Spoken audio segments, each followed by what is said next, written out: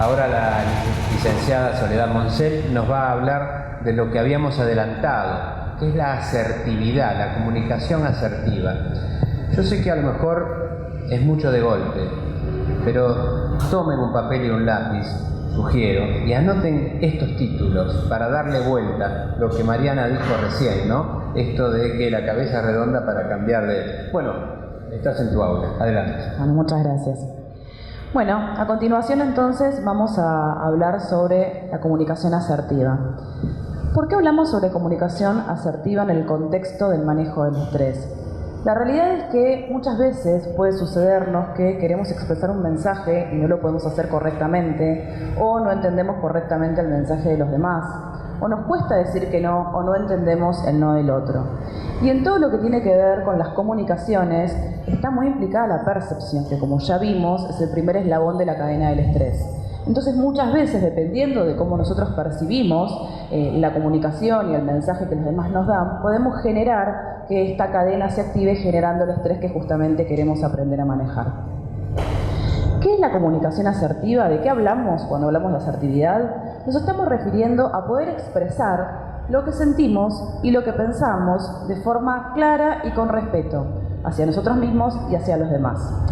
Básicamente la asertividad tiene que ver con tener una cierta firmeza y una cierta seguridad a la hora de comunicarnos, sin dejarnos tampoco avasallar por el mensaje de los demás. Con esto queremos decir que tiene que ver con una cierta diplomacia a la hora de comunicarnos, en donde no seamos agresivos, pero tampoco seamos frágiles. Y muchas veces seguramente nos hemos encontrado con personas, o nosotros mismos, ¿por qué no?, que nos pueden decir, bueno, pero la verdad es que yo soy más frontal, digo las cosas como me salen, cuando me salen, ¿no? Y así me manejo a la hora de comunicarnos. Y es importante saber que en realidad la asertividad a la hora de comunicarnos no tiene que ver con una característica de la personalidad. No hay personas asertivas, sino que lo que hay son conductas asertivas. Y estas conductas asertivas se basan en una autoconfianza y en un autorrespeto que encima tienen el beneficio de ser una conducta que es una conducta de retroalimentación. Esto significa que cuanto más asertivo soy, más confianza en mí mismo tengo. Cuanto más confianza en mí mismo tengo, más asertivo soy. Esta conducta me va a permitir poder leer una situación, leer un contexto y entender qué decir, cuándo decirlo y con quién decirlo. Y es por todo esto que realmente creemos que la asertividad es un antídoto contra el estrés. Porque generalmente cuando nosotros no somos asertivos en el momento de comunicar, estamos posicionados en un lugar más sumiso, ¿no? más callado, más guardado, donde tal vez aguantamos y no podemos decir lo que nos pasa o lo que sentimos, o estamos en una posición más explosiva. Y la verdad es que cuando explotamos, nunca explotamos bien, siempre explotamos con la persona que no corresponde, en el momento que no corresponde o en el lugar que tampoco corresponde. Esto nos lleva a plantear cuáles son los polos de la asertividad. Justamente los polos de la asertividad, cuando nosotros no tenemos una conducta asertiva, tenemos una conducta que es más pasiva o agresiva. La conducta de pasividad en la comunicación tiene que ver con esta posición del aguantar, ¿no? De guardarnos, de callarnos, de no poder decir aquellas cosas que queremos expresar. Y la conducta agresiva tiene que ver más con esta posición de el explotar. Pero también es importante tener en cuenta que entre la conducta pasiva y la conducta agresiva hay una conducta que es la conducta pendular. Esta conducta pendular surge de esas situaciones que nosotros aguantamos y de golpe explotamos. Y como dijimos antes, siempre explotando con quien no corresponde o de la manera que no corresponde. Tanto el polo pasivo como el polo agresivo generan estrés, porque generan tensión. Y aparte, no cumplen el objetivo principal de la comunicación, que es ser eficaz. Cuando nosotros somos eficaces al momento de comunicar es cuando se libera esa tensión que en algún punto es la que produce el estrés. ¿Qué pasa cuando tenemos una actitud más pasiva a la hora de comunicar? Bueno, generalmente parecemos más tímidos, más inseguros, tenemos una conducta más evitativa, estamos buscando aprobación de los demás, pero generalmente tiene dos consecuencias. Hacia los demás lo que sucede es que muchas veces nos avasallan con su mensaje, ¿no? Porque no están acostumbrados a que nosotros hagamos escuchar nuestra voz, podamos transmitir nuestros mensajes. Y hacia nosotros mismos sucede que muchas veces anteponemos los límites o los deseos de los demás antes que nuestros propios límites y deseos. En cambio, cuando nosotros tenemos una conducta más agresiva a la hora de comunicarnos, aparentamos ser más explosivos, estar más al ataque, ¿no? O a la defensiva, con un comportamiento siempre muy exagerado para la situación, generando tensión, ¿no? Imponiéndonos. Siempre se arman esas situaciones en donde hay una tensión que no está buena. Pero también principalmente suceden dos consecuencias. Hacia los demás, nuestro mensaje no es escuchado, pero porque ya no importa el mensaje, lo que importa es la situación, ¿no? Terminamos siendo un poco como los locos, los que gritamos o los que tenemos este comportamiento exagerado, esa situación, y el mensaje se pierde. Y hacia nosotros mismos lo que sucede es que anteponemos nuestros propios límites y nuestros propios deseos antes del límite y deseo de los demás. En cambio, cuando nosotros logramos tener una comunicación asertiva, podemos expresarnos constructivamente. La única crítica constructiva es la crítica asertiva, porque el objetivo no es señalar, ¿no?, lo que el otro hizo, el error que tuvo, que no estuvo bien, sino poder generar un camino en donde podamos llegar al mejor objetivo juntos, ¿no? Es buscar el mejor medio para ese fin que estamos buscando. Ser flexibles, recién hablábamos de la flexibilidad. La flexibilidad, pero no solamente a la hora de hablar, sino también a la hora de escuchar. Cuando nosotros somos flexibles en la comunicación, invitamos a otro tipo de comunicación. Cuando hay un ida y vuelta, se genera algo mucho más amable, mucho más amigable, en donde invitamos a la otra persona a tener un diálogo que es distinto, ¿no? Entonces, esta flexibilidad es importante, no solamente en lo que digo, sino también en cómo escucho los mensajes de los demás. Buscamos negociar y dialogar. Esto quiere decir que salimos de la omnipotencia de creer que nuestra posición o nuestra decisión es la única o la mejor, porque entendemos que de alguna manera siempre podemos aprender algo de los demás, siempre podemos escuchar, siempre podemos crecer, ¿no? Entonces el objetivo es llegar a eso que nosotros queremos de la mejor manera posible, pero colaborando, compartiendo, averiguando, aprendiendo y creciendo. Y esperamos respeto y respetamos a los demás. Solamente cuando nosotros respetamos, podemos exigir también respeto. Muchas veces nos sucede que reparamos mucho en cómo los demás nos hablan, ¿no? Uy, habla mal o habla gritando. Y la verdad es que no tenemos por ahí conciencia de qué forma nosotros emitimos el mensaje. También puede pasar que nosotros respetamos y hablemos asertivamente y del otro lado nos encontramos una persona que no nos devuelva lo mismo. Bueno, es el otro, ¿no? En algún punto. Si yo estoy segura de mi forma de comunicar y lo hice con respeto y no transgredí el límite del otro, puedo estar tranquila con eso. Seguramente pensarán ustedes, bueno, todo muy lindo hasta acá, pero no es la forma en general en la que estamos acostumbrados muchas personas a comunicarnos, a veces cuesta. Bueno, acá traemos una fórmula para pensar cómo podemos hacer para empezar a incorporar esta conducta y empezar a transformarla en hábito. Primero está el cuándo. El cuándo significa el hecho concreto, la situación o aquello sobre lo que yo me quiero referir, ¿no? Sin anteponer rodeos, sin anteponer excusas. Por ejemplo, cuando no me escuchas.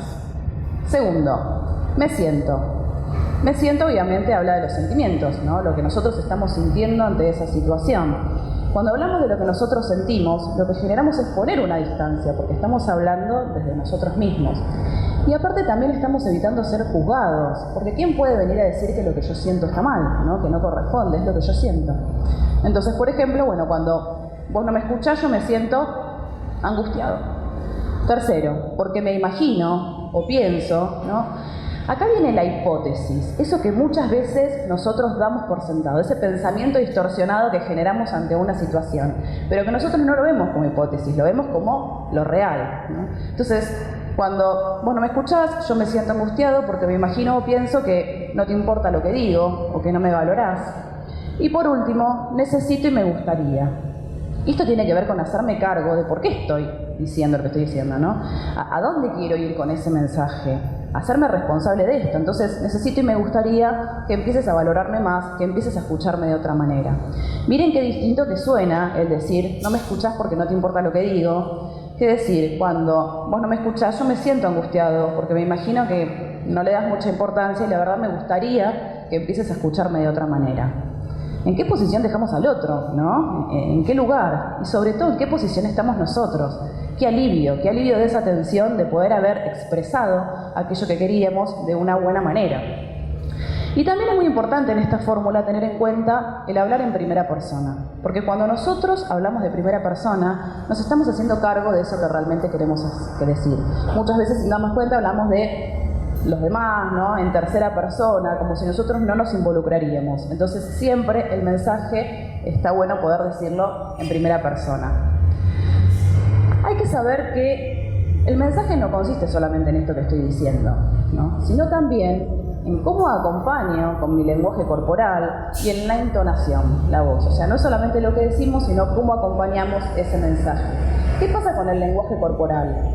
Con el gesto, con la postura, con las miradas, ¿no? Tal vez alguna vez les sucedió que alguna persona les empieza a hablar y de golpe se les acerca y se les acerca y se les acerca, y llega un momento que ya pierde dimensión el mensaje, lo que esa persona está diciendo, ya nos desconcentra, porque invadió nuestro campo, invadió nuestro lugar, entonces el mensaje se va para ese lado. Es muy importante tomar conciencia cuando nosotros queremos transmitir cómo acompañamos con el cuerpo eso que estamos diciendo. Y ni hay que hablar de la entonación y de la voz. ¿Qué nos pasa hoy con las redes sociales, por ejemplo, con el WhatsApp, ¿no? Seguramente en algún momento les ha pasado que ustedes leen un mensaje y necesitan ponerle una entonación a eso que están leyendo. Y depende de la entonación que le pongan, va a ser el sentido, ¿no? Pasará como que el otro está enojado o como que está cansado, dependiendo de esa entonación que uno necesita ponerle. Entonces, importante tener en cuenta no solamente lo que digo, sino cómo lo digo y cómo acompaño con el cuerpo aquello que quiero decir. Esto es muy importante en relación a la asertividad. Aprender a decir que no. La verdad que el no muchas veces cuesta. Habrá personas que por ahí no les pase, pero en general el no cuesta mucho. A nosotros nos pasa y nos ha pasado en el hospital a veces cuando damos los talleres y hablamos con la gente. Esta herramienta, el aprender a decir que no, es una de las herramientas que más tratan de poner en práctica. Y no solamente cuesta decirlo, también cuesta escucharlo muchas veces. ¿Por qué cuesta el no? Y a veces por culpa, ¿no? Porque nos sentimos culposos, pensamos que si nosotros decimos que no, ¿quién lo va a hacer? ¿Quién lo va a ayudar? ¿No? ¿Cómo lo van a resolver? Y la culpa se siente como una tensión en el cuerpo, esa tensión de la que hablábamos anteriormente. Entonces, para evitar ese displacer, esa sensación, muchas veces terminamos accediendo cuando en realidad sabemos que no. Por búsqueda de aprobación. Somos seres sociales y necesitamos de nuestro grupo de pertenencia. Y muchas veces podemos pensar que al decir que no nos puede llevar a una situación de quedar excluidos de ese grupo, y eso pone en peligro nuestra existencia para nosotros, ¿no? Entonces es preferible también decir que sí y no correrle el riesgo de quedar fuera o excluidos de nuestro grupo. Para evitar situaciones de confrontación, pensamos que si decimos que no, se viene el conflicto. Y la realidad es que esto muchas veces está en nuestro imaginario, ¿no? Nosotros podemos decir que no y esto no sucede. Y aún así, si nosotros decimos que no y se genera ese conflicto, si nosotros nos manejamos de una forma asertiva a la hora de comunicarnos, ese conflicto seguramente se podrá resolver sin esfuerzo. Y por miedo a las consecuencias. Esto tiene que ver mucho con nuestros propios prejuicios. ¿Qué pasa si yo le pido algo a un compañero de trabajo, por ejemplo, y me dice que no?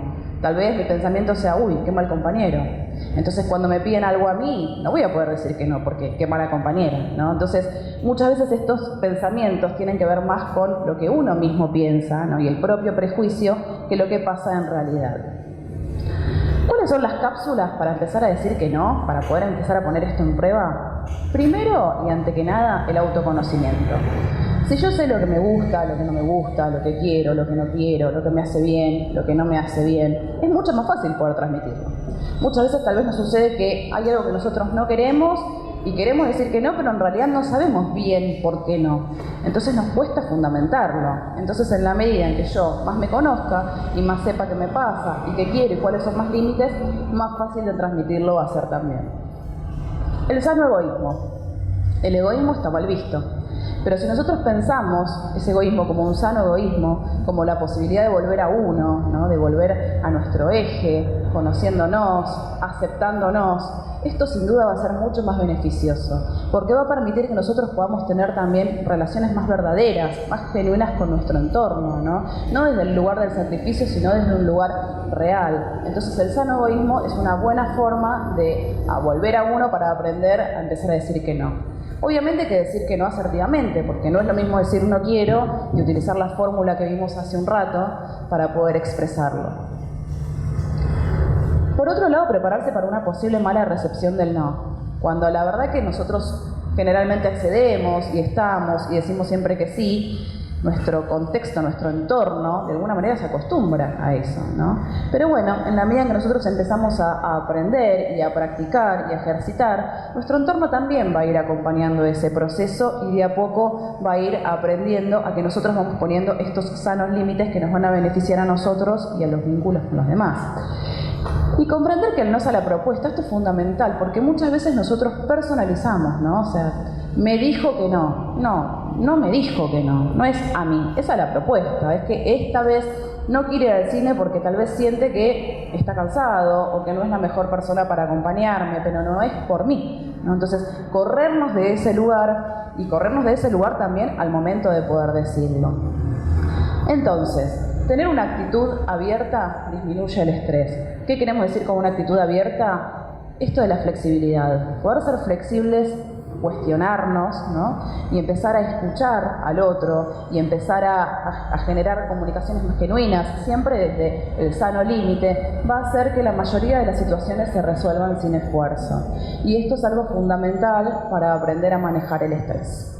Bueno, muchas gracias.